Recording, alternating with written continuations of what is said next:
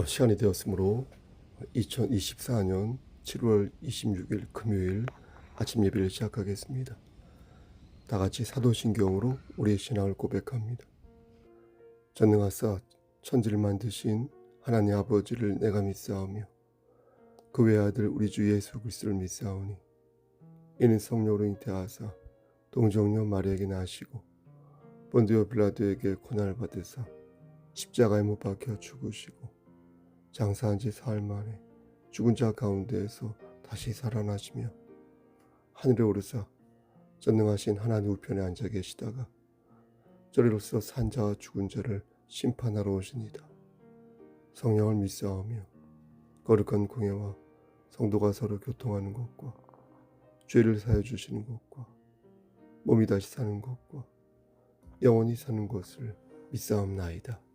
아멘. 거룩하시고 자비로우신 하나님 아버지, 하나님의 크신 사랑을 진심으로 감사드립니다. 우리에게 사랑이 무엇인지를 가르쳐 주시고 하나님의 말씀 안에서 그 사랑을 느끼며 그 사랑을 누리며 살 수 있도록 허락하여 주신 은혜 감사합니다. 우리가 살아있는 것도, 우리가 숨을 쉬며 어떤 일을 하는 것도 모두 하나님 나라를 위한 것임에 하나님 우리가 그 사실을 잊지 않도록 하시고 우리가 살아있는 우리의 존재의 이유를 늘 생각하며 말씀으로 다져지는 귀한 그리스도인 될 수 있도록 하나님 은혜 베풀어 주시옵소서. 먼저 우리가 받은 은혜를 감사히 여기며 우리에게 주어진 사명을 잘 감당하며 하나님을 기쁘시게 하는 삶을 살다가 주께서 원하시는 그때에 하나님과 대면하여 잘했다 충성된 종아, 이런 칭찬을 듣는 우리 모두가 될 수 있도록 하나님 은혜 베풀어 주시옵소서. 우리 송석교회 성도님들이 아무도 나고자 되지 아니하도록 하시고 하나님 말씀 안에서 구원받은 백성으로서 어려움이 없고 부족함이 없도록 성령님께서 늘 채워주시기를 소원합니다. 우리에게 아브라함에게 허락하신 믿음을 부어주시사 그 믿음으로, 주께서 주신 그 믿음으로 이 힘든 세상을 이겨낼 수 있도록 하시고 우리가 마땅히 지고 가야 할 십자가를 지면서 좁은 문을 통과할 때에 우리에게 예비된 복들을 다 받아 누릴 수 있도록 주의 은혜 베풀어 주시옵소서. 우리 성서교회가 진리를 사되 진리를 팔지 아니하도록 하시고 우리 성서교회가 진리 안에서 서로를 사랑하며 서로의 짐을 함께 지며 하나님 나라를 위해 매일매일 전진하는 우리 모두가 될 수 있도록 은혜 베풀어 주시옵소서.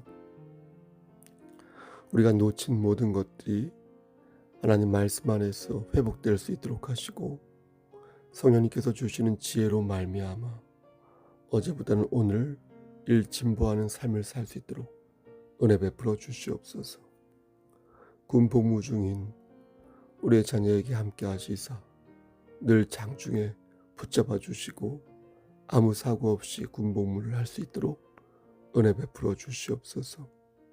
공부하는 우리의 자녀들에게 함께 하시사 솔로몬의 지혜를 허락하여 주시고 저들이 머리가 될진데 꼬리가 되지 아니하도록 하시고 주께서 허락하신 자존감 위에 바로 세워져 가는 귀한 형제요 자매 될 수 있도록 은혜 베풀어 주시옵소서.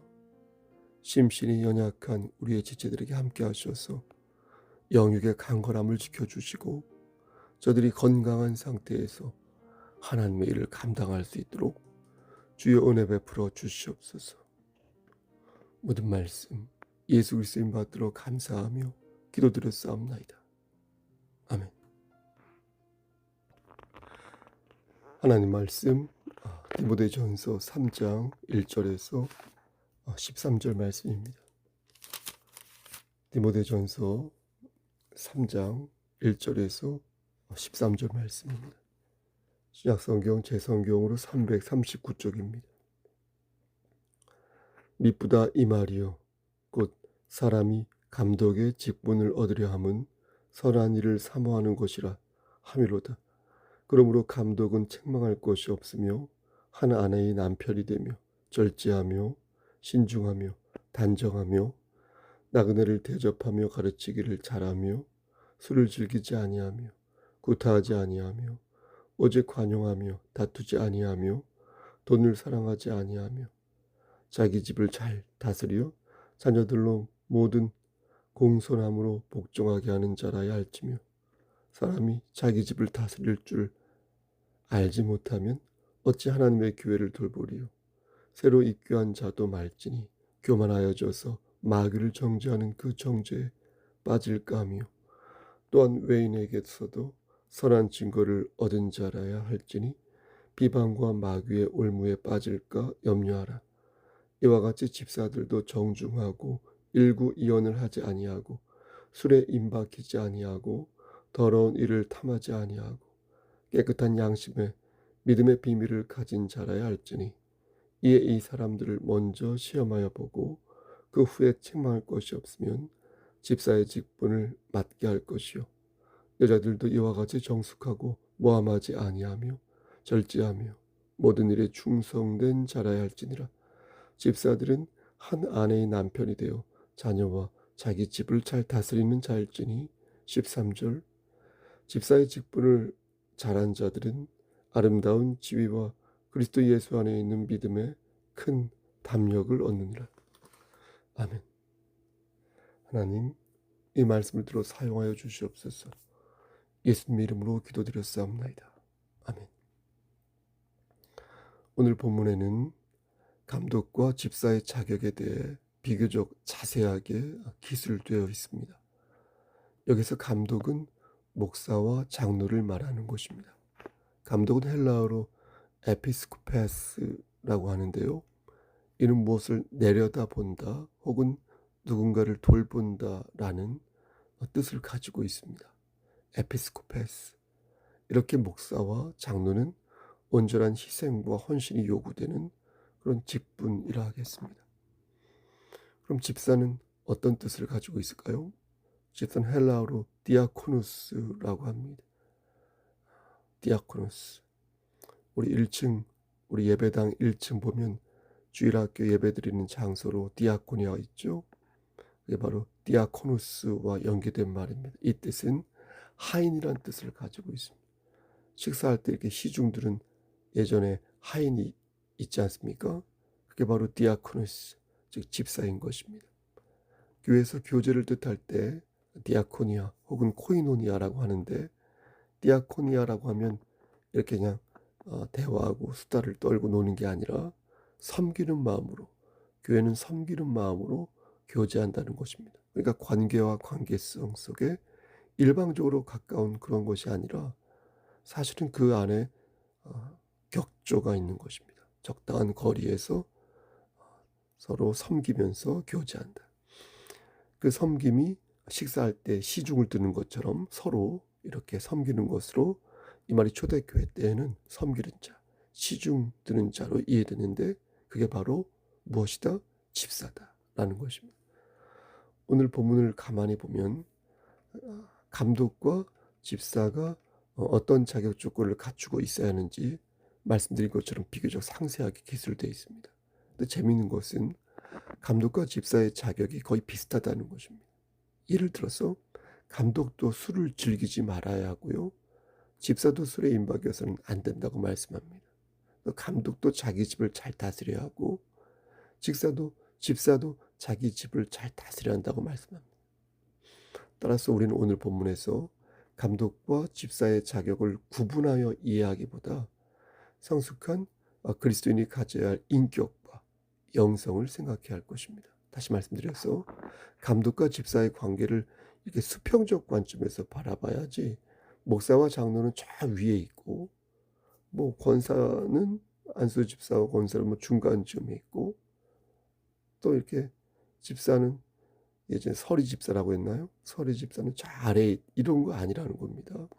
이와 같은 논리대로라면 음 형제와 자매는 교회 구석에 처박혀 있어야 됩니까?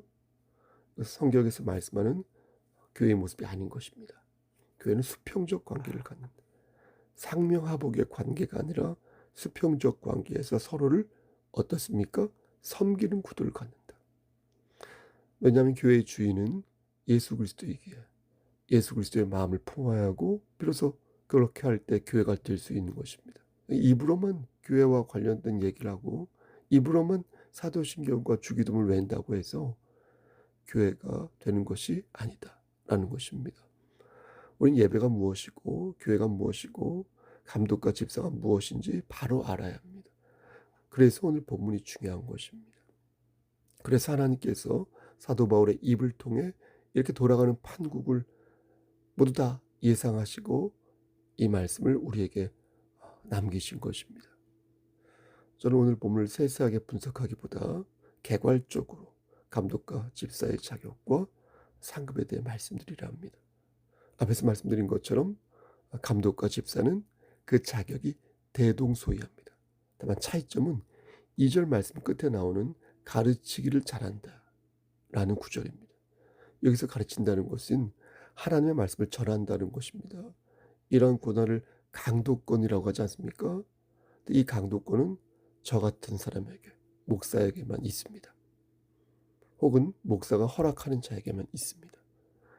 초대교회 당시에는 목사와 장로가 구분이 잘 안 되었습니다.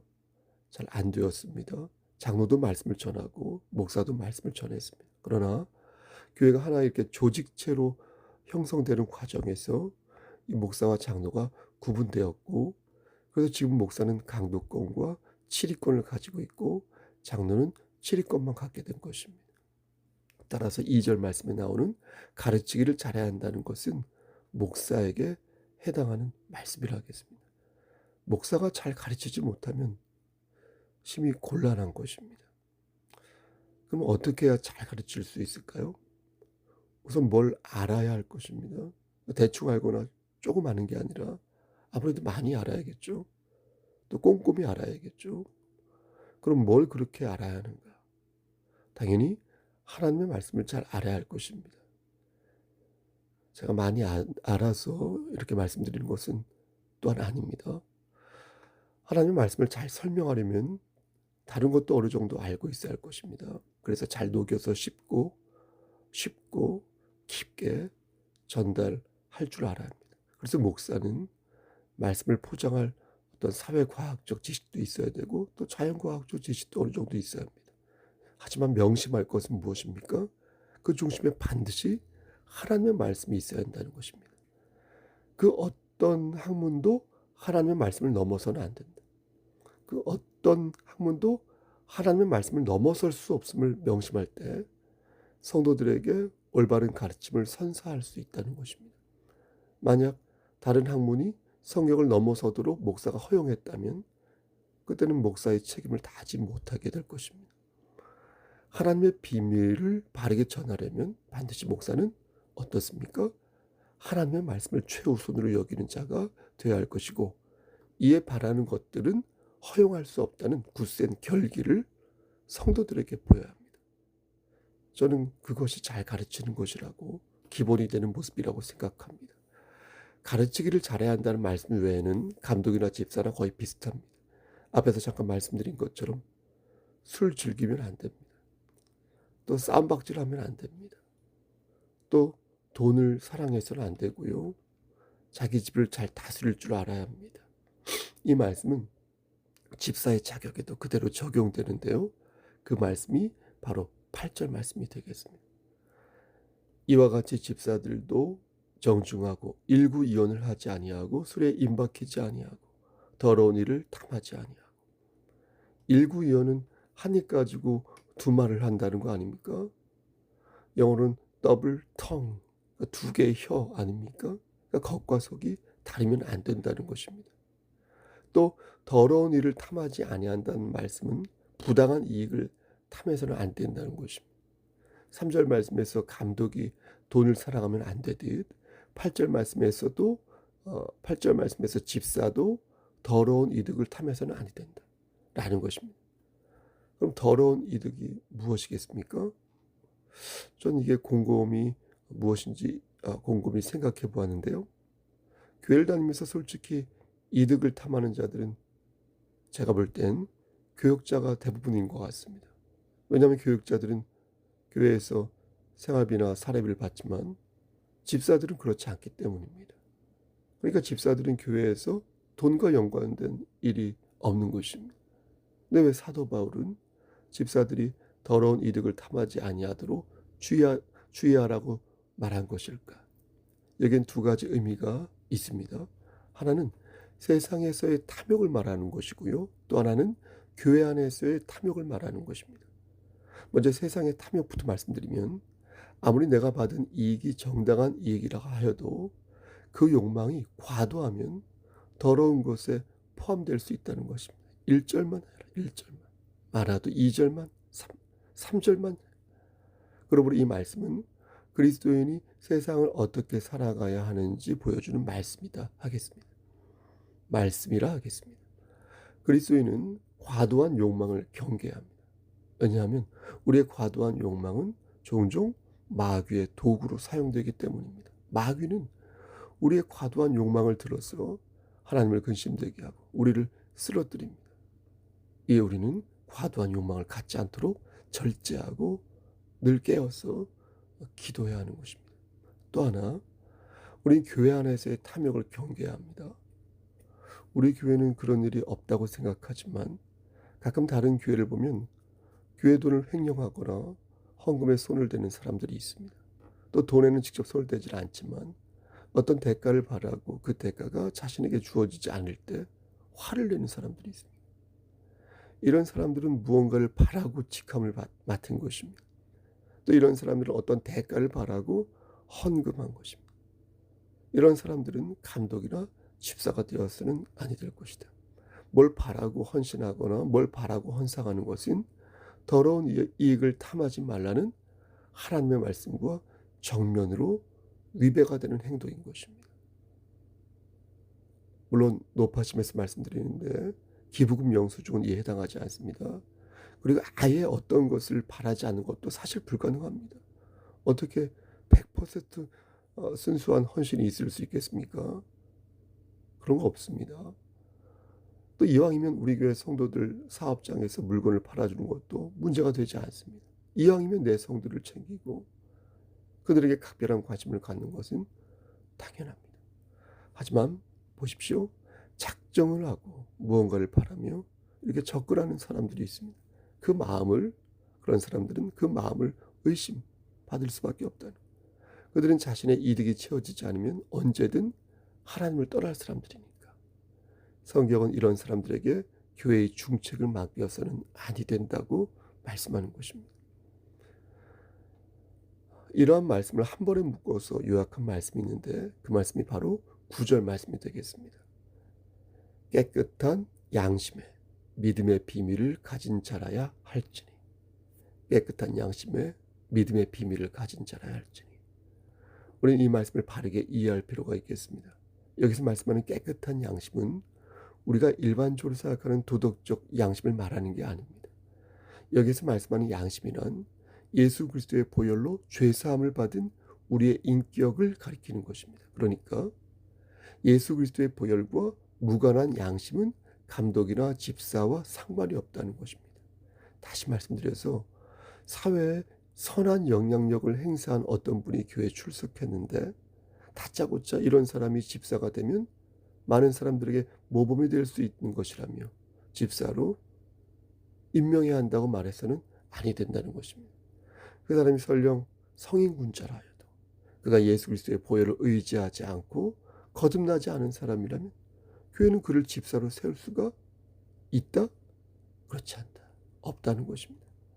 따라서 깨끗한 양심이란 예수 그리스도의 보혈로 죄사함을 받은 인격을 가리키는 것이며 그게 바로 믿음의 비밀을 가진 자라는 것입니다. 그러니까 믿음의 비밀을 가진 자는 예수 그리스도를 믿음으로써 하나님의 말씀을 마음으로 받게 되었고 이로써 그는 깨끗한 양심을 가진 사람이 되어 집사도 되고 감독도 될 수 있다는 것입니다. 여자 장로님도 될 수 있다는 거예요. 특히 11절 말씀 보면 여자들도라는 구절이 있지 않습니까? 어떤 신학자는 이 여자들을 집사의 아내라고 보기도 하고 어떤 신학자는 이 여자들을 여자 집사로 보기도 합니다. 저는 양쪽 다 가능한 이해라고 생각합니다. 어쨌든 오늘은 여자 집사에 초점을 맞추어서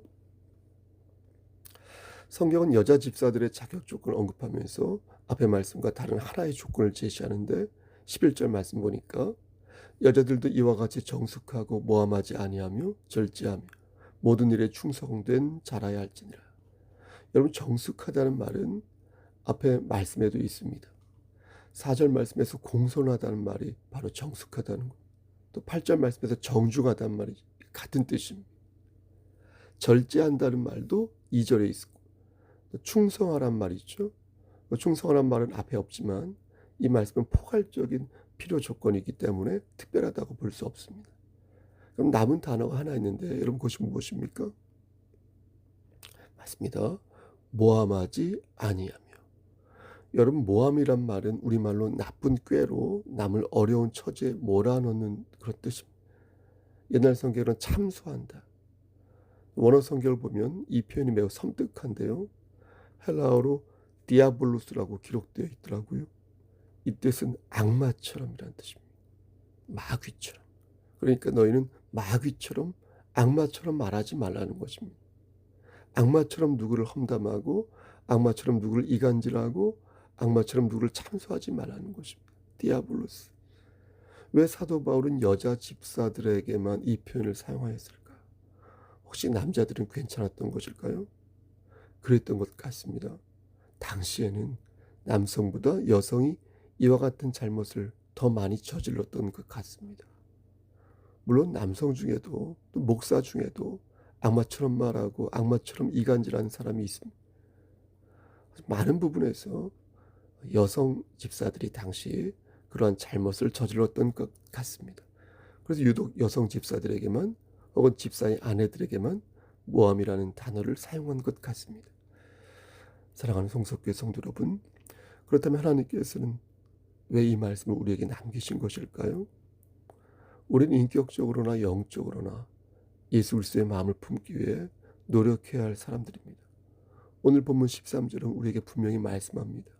집사의 직분을 받은 사람 모두가 아름다운 지위와 큰 담력을 얻을 것이 아니다. 아름다운 지위란 사람들에게 좋은 평판받는다는 것 아닙니까? 어떤 분들은 이 말씀을 두고 목사님, 사람에게 인정받는 것은 중요하지 않아요. 하나님에게만 인정받으면 된다고 말하는데 이 말씀은 하늘의 상급을 말하는 것이 아니거든요. 이 말씀은 집사가 이 세상에서 받게 될 아름다운 지위를 말하는 것이거든요. 하늘의 상급이 아니라 이 땅에서의 상급을 말한다는 것입니다. 또 집사의 직분을 잘 감당하면 아름다운 지위만 받는 게 아니라 그리스도 예수 안에 있는 믿음에 큰 담력까지 얻게 될 것이라고 말씀한 것입니다. 즉 정당한 평가와 격려를 받게 되면 신앙생활을 하는 데에도 큰 담력을 얻을 수 있다는 것입니다. 그러므로 잘한 사람에게 잘했다 칭찬해주고 잘못한 사람에게 잘못을 지적하고 격려하는 것은 오늘 본문에 입각하여 매우 성경적인 가르침이 된다는 것입니다. 다시 말해서 교회는 믿음의 큰 담력을 얻는 차원에서 집사들에게 집사의 소임을 감당할 것을 독려해야 할 필요가 있다는 것입니다. 사랑하는 성도 여러분, 우리는 하나님의 자녀로서 각자 감당해야 할 몫이 있습니다. 누구는 목사로서, 누구는 장로와 권사로서, 또 누구는 집사로서, 또 누구는 교회의 지체로서 각자 감당해야 할 몫이 있습니다. 우린 믿음의 비밀을 가진 자로서 이 책임을 잘 감당해야 할 것이고 그 과정에서 누리는 아름다운 지위와 큰 담력을 하나님께서 주신 선물로서 이해해야 할 것입니다. 그러므로 여러분, 아름다운 지위와 큰 담력을 하나님 앞에서 얻으시기를 축원합니다. 성숙한 그리스도인이 되셔서 하나님에게도 인정받고 교회와 사회에서도 인정받는 그리스도인 되시기를 축원합니다. 하나님 앞에서 하나님과의 인격적인 교감 속에서 우리에게 맡겨진 사명을 감당하고 서로 더욱더 섬기는 그런 우리 모두가 되기를 우리를 죄에서 구속하여 주신 주 예수 그리스도의 받들어 간절히 축원합니다. 아멘. 이제는 우리를 죄에서 구속하여 주신 우리 구주 예수 그리스도의 은혜와 아버지 하나님의 만극하신 그 사랑하심과 성령님의 교통하시고 인도하시는 모든 역사하심이 하나님 앞에서 많이 부족하지만 하나님을 바라보며 더욱더 성화되어 나가기를 소원하는 여기 모인 성도와 그들의 가정과 이 재단과 이 나라 위에 하나님의 사랑하심이 세세토록 함께 계실지어다. 아멘.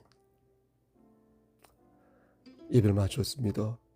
여러분, 오늘 말씀드린 것처럼 금요일입니다. 내일은 토요일이고요. 돌아오는 주일 7월 28일은 이번 달 마지막 주 회중 예배입니다. 여러분, 이 예배 시간을 꼭 기억하여서 다 같이 예배당에 나와 참석하여 하나님께 영광을 돌렸으면 좋겠습니다. 부족한 저를 위해 많이 기도해 주시고요. 여러분 모두 주 안에서 오늘 하루도 승리하시기를 소원합니다. 무슨 일 있으면 연락 주십시오. 샬롬.